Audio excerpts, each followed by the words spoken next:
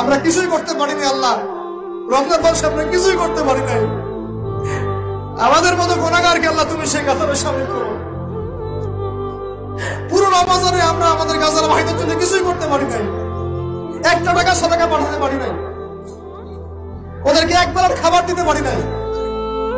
রমজানে আমরা কোরআনের হক আদায় করতে পারি নাই, খাস করে তওবা করতে পারি নাই, তাহাজ্জুদ ভালো করে করতে পারি নাই, তারাবি ঠিক মতো করতে পারি নাই।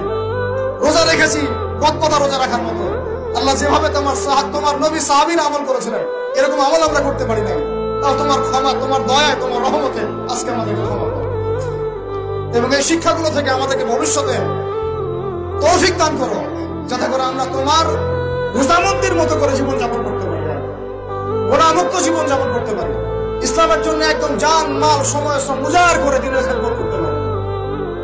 দিন ইসলামকে আল্লাহ পাকের জমিনে আমরা দুর্বল থাকতে দিব না ইনশাআল্লাহ। দিন ইসলামকে আল্লাহ পাকের জমিনে আমরা শক্তিশালী করেই ছাড়বো ইনশাআল্লাহ। দিন ইসলামকে আমরা আল্লাহ পাকের জমিনে বিজয়ী করেই ছাড়বো ইনশাআল্লাহ। এই পথে যারা বাধা প্রদান করবে এদের বিরুদ্ধে আমরা প্রতিবাদ করে তুলবো ইনশাআল্লাহ।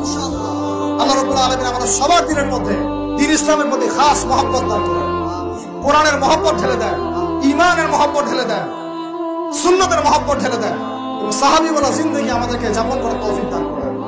আল্লাহ রাব্বুল আলামিন আজকের এই খুশির দিনে, গুনাহ মাফের দিনে আল্লাহ পাক আমাদের সবাইকে ক্ষমা করেন।